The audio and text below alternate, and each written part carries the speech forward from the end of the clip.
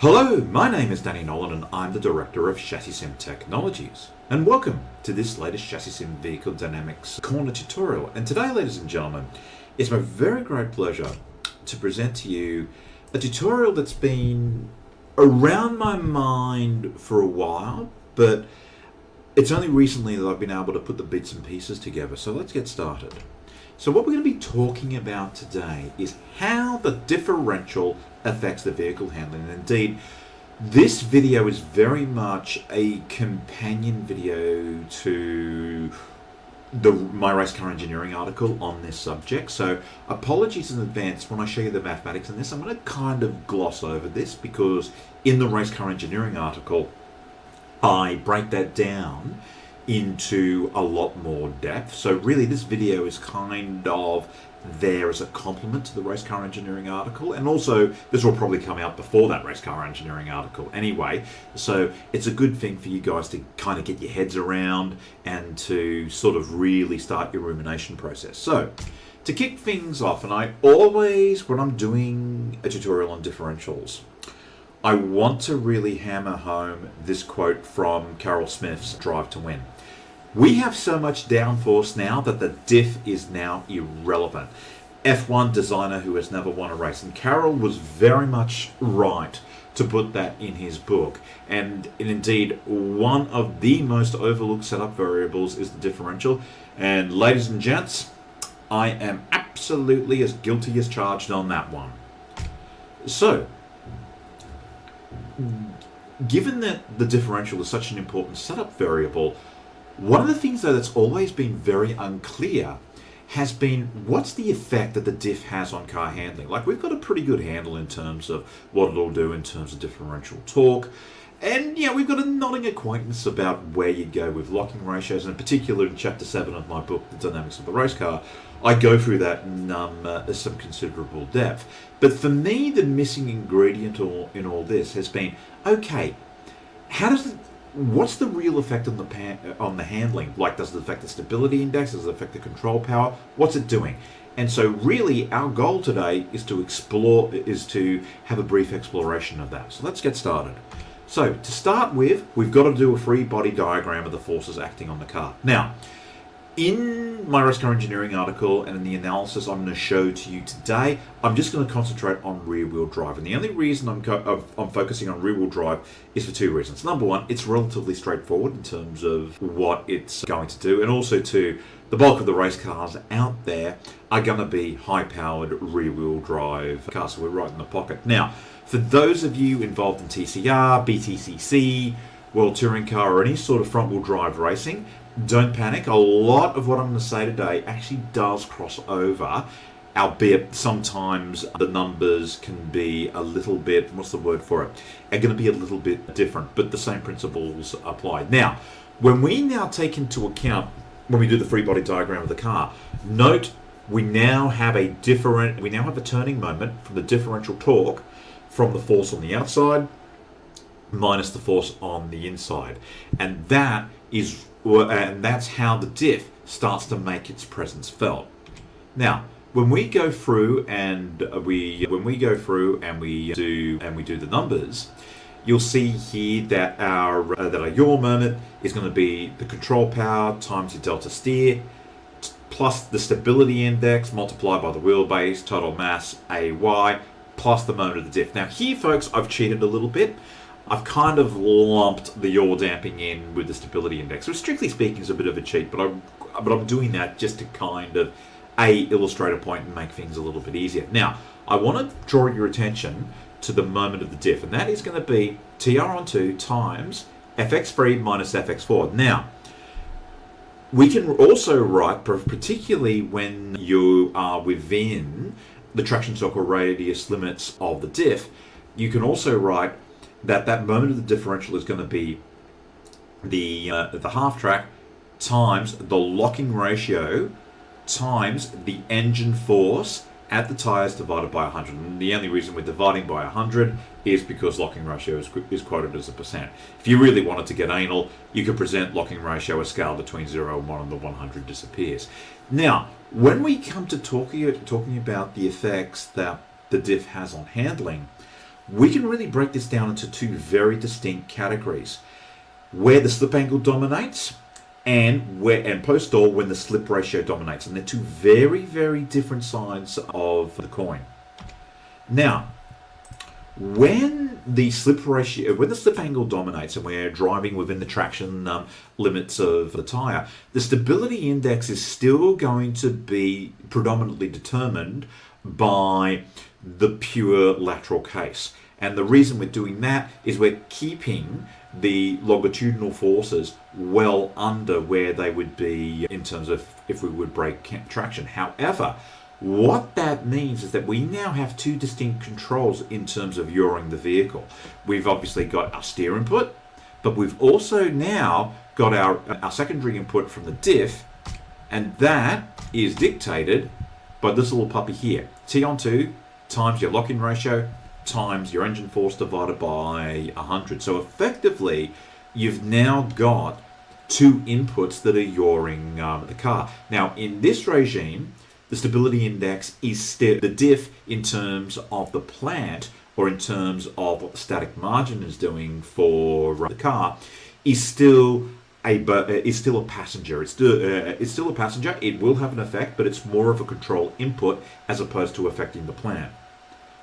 Where things get real interesting is when we go post-stall. Now, when we go post-stall, or where the slip ratio dominates, we no longer have a situation where the control power of the vehicle is effectively the normalized force slip angle slope multiplied by the traction circle radius. It's now we can approximate that as multiplied by the Fy max. Now, that Fy max is going to be given to us by the traction circle radius squared minus the applied longitudinal force. Now, a really, really great way of approximating this is going to be the traction circle radius times the square root of 1 minus slip ratio squared divided by slip ratio squared plus alpha squared. I mean, strictly speaking, I should be taking a square root of that, but that's actually a pretty good approximation of what will actually get you point. Actually, no, that's correct. Sorry, I caught myself on that one. But the key thing is here, and now this is really significant. As that slip ratio increases, what's going to happen? This number gets pretty big. We got 1 minus this, the square root of that. This starts to get small. So consequently, all of a sudden, when we go post-stall, we are no longer maneuvering, the diff is no longer a direct control input per se. What it is doing, though, is it's changing the plan, because it's going to change the values of the stability index. So that is your primary method of control here when you go post-stall. Now, obviously, to keep things simple, it goes without saying, I mentioned this in the Racecar Engineering article, I've assumed the traction circle radius is a circle. Now, the only reason I've done that is to keep the math simple so you can have a nice visualization of what's going on. Okay, here is a really good case where I was doing some driver in the loop testing when I was testing insane locking ratios. And that was more just to test software stability. Now, I want to draw your attention to where the cursor is here. Take a look at where the slip ratios are for the rear left and the rear right. So here we've got a left-hand turn. Note they're 23 and 13%. Take a look at what's happening with my steer input, but more importantly, take a look at what's happening with the stability index right here. I go from, it's bouncing around, but here it's going really unstable. Why is it going unstable? Because the traction, because our Fy max is dropping like a stone, because now the slip ratio is dominating, and that is something that you've got to be really, really aware of, and make no mistake. And I mentioned this in the article, and I'll touch upon this briefly. For those of you who are involved in drifting, for those of you doing dirt late model sprint car, you really play a very, very fine dance between minimizing what's going on in terms of the dropping of the stability index, but the fact that you've also got a counter moment because of the very large slip angles, and your longitudinal forces are now helping you steer into the turn. And there was another Racecar Engineering article where I talked about that in much greater depth. Now, here's where you've got to be really careful with the locking ratios.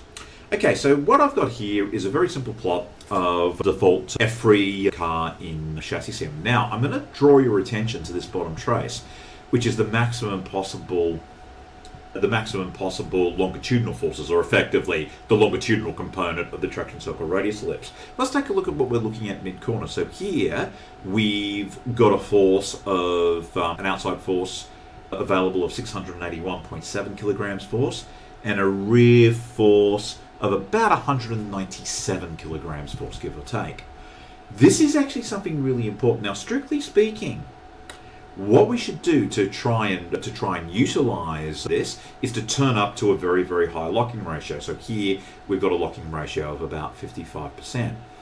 Here's where things get real tricky. Now, for a classic F3 car where you're limited to 200 horsepower, you can get away with it. And indeed, that will actually really rotate the car in quite nicely. But once we're starting to talk powers north of about, say, 250 kilowatts, and particularly once we start talking about high-powered cars such as sports prototypes, F2 and above, and also GT3 falls into that category as well. Here's the thing. Something like that will look absolutely sensational in terms of when you start playing with the lap time simulation. The question you always have to ask yourself is, can the driver hang on to it? Which is why when you're tuning this with lap time simulation, the results will be sensational, and it's absolutely obvious why the results will be sensational, because you're maximizing this.